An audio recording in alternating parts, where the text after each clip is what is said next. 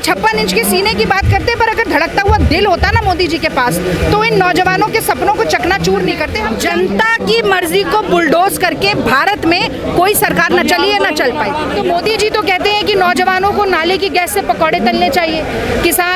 कैलाश विजयवर्गीय कहते हैं कि अग्निवीरों को भाजपा दफ्तर के बाहर चपरासी बनना चाहिए। विपक्ष की मजबूत आवाज राहुल गांधी जिस तरह से महंगाई पर सवाल पूछते हैं, किसान आज 27 रुपया क्यों कमा रहा है ये पूछते हैं, 2 करोड़ नौकरी का वादा करके 12 करोड़ नौकरियां चली गई, ऐसा क्यों हुआ ये पूछते हैं, चीन की घुसपैठ लगातार क्यों बनती जा रही है ये पूछते हैं। तो आज राहुल गांधी से डरकर आप ईडी बिना FIR दिखाए, बिना शेड्यूल्ड ऑफेंस बताए आप ईडी से पूछताछ कर रहे हैं। भाजपा इसके फायदे गिना रही है, प्रवक्ता भी बैठ रहे हैं, तमाम जो सेना के विशेषज्ञ वो भी बता रहे हैं कि अग्निवीर में जाने में फायदा है। फायदा नहीं बता रही है, अपनी जेब मिटाने का काम कर रही है। और भारतीय जनता पार्टी मोदी सरकार आंखों में धूल झोंकने का काम कर रही है नौजवानों के। जैसा कि मैंने आज अपने भाषण में भी कहा था कि प्रत्यक्ष को प्रमाण की जरूरत नहीं होती। अग्निपथ घोषणा होते ही जिस तरह से जो पूरी हिंदी बेल्ट है हमारे देश की, जहाँ से सबसे ज्यादा सेना में भर्तियां होती हैं, वहाँ से आक्रोश का गुबार फूटा है, तो मैं समझती हूँ कि वो तो बहते हुए पानी की तरह साफ है।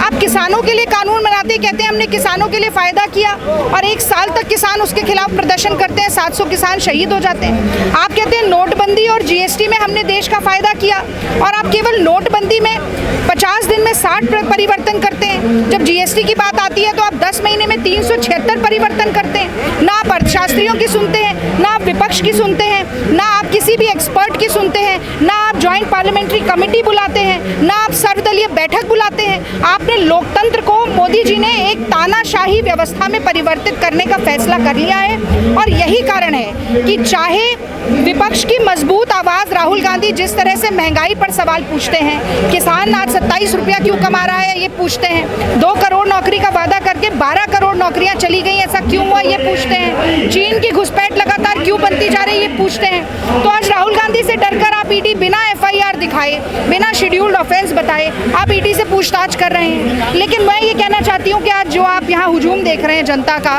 कांग्रेस के संघर्ष के साथियों का, कांग्रेस पार्टी इस तरीके के दमन से डरने वाली नहीं है।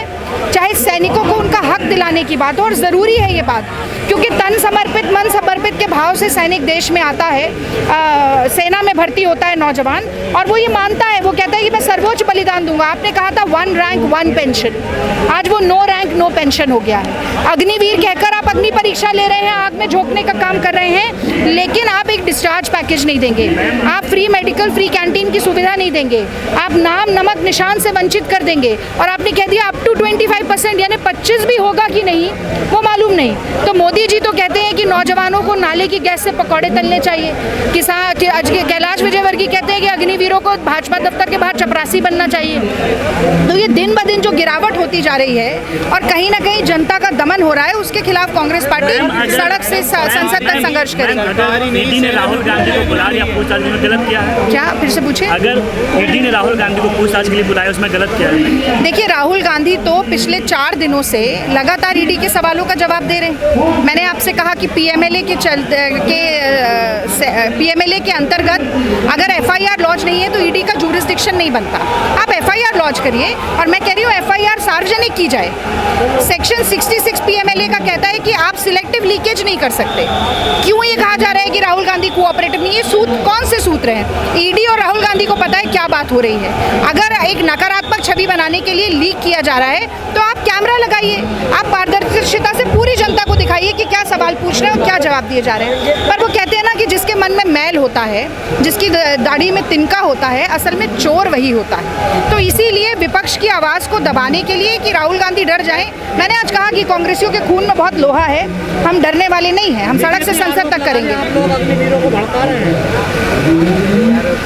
जैसे ही अग्निपथ की घोषणा होती है, स्वतः एक आक्रोश उमड़ता हुआ दिखाई देता है।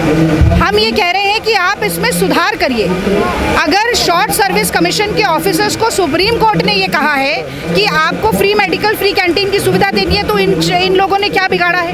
अब कल ये कह दिया गया कि पुरानी सारे एग्जाम निरस्त किए जा रहे हैं। तपती धूप में बिना पाँव में जूता पहने आप किसी हाईवे से निकल के देखिए देश के, लगातार ये नौजवान, इनके पास पेट में खाना नहीं होगा, लेकिन ये दौड़ेंगे, क्योंकि एक सेना के प्रति समर्पण है, अपना सेना में भविष्य देखते हैं, देश की रक्षा करना चाहते हैं। तो नरेंद्र मोदी जी 56 इंच के सीने की बात करते हैं, पर अगर धड़कता हुआ दिल होता ना मोदी जी के पास, तो इन नौजवानों के सपनों को चकनाचूर नहीं करते। हम क्या कह रहे हैं? हम कह रहे हैं कि इस तरह से अपनी बात जनता के मन पे, नौजवानों के मन पे मत थोपिए, इसमें सुधार लाइए। पर आप विपक्ष से बात नहीं करेंगे, आप संसद की समिति नहीं बुलाएंगे। हम क्या कह रहे हैं? ए.के. एंटनी जी ने 2013 में ये प्रोविजन लाया था कि 10% रिटेन किया जाए जो सेवानिवृत्त होते हैं। देश में 55,000 सेवानिवृत्त होते हैं सैनिक हर साल में, और जो रीसेटलमेंट डायरेक्टरेट है वो कहती है 2 से 3% को नौकरी मिलती है। अभी खट्टर जी ने कहा हम नौकरी देंगे हरियाणा सरकार में। खट्टर जी ने 2019 से 2021 तक 834 नौकरियां दी केवल। तो ये किस तरह का मजाक है? आप लगातार बेवकूफ बनाने का काम करेंगे तो कांग्रेस पार्टी आपका भांडाफोड़ करती रहेगी। तमाम सेना के अधिकारी उतर गए, इसकी अच्छाई बताइए। देखिए, ये जनता, आप कोई भी आज आकर अपनी बात कहे, ये जनता को मानना है, जनता और उन नौजवानों को मानना है जो नौजवान भर्ती के लिए इतने सालों से तैयारी करके परीक्षा पास किए हुए बैठे हुए। अगर एक मिनट रुक जाइए, अगर वो नौजवान इस पूरी प्रक्रिया को स्वीकार नहीं करते हैं तो कोई भी आकर बोले। आप प्रक्रिया किसकी, जिसके लिए बना रहे हैं उसके लिए, उसकी तो बात सुनेंगे ना। यही कांग्रेस पार्टी का दावा है। और मान लीजिए आज आपने सेना के तीनों प्रमुखों को बिठा दिया, कल को अगर आपको नौजवानों की बात लेकर वापस करना पड़ेगा तो अपमान किसका होगा? सेना का होगा ना। आप बिना कोई नियम बनाए कह रहे हैं हम 75-80% लोगों को डंप कर देंगे। क्या नियम बनाए हैं आपने डंप करने के? बताया है?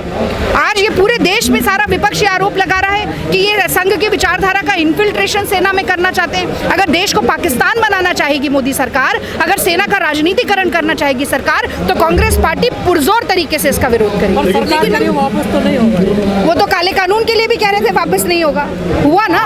वो तो भूमि अधिग्रहण बिल के लिए भी कह रहे थे वापस नहीं होगा, घुटने टेकने पड़े ना। तब भी प्रचंड बहुमत था, आज भी प्रचंड बहुमत है। जनता की मर्जी को बुलडोज करके भारत में कोई सरकार न चली है न चल पाई। मिलिट टाइम्स को आपकी जरूरत है, हमारी आप माली मदद करें।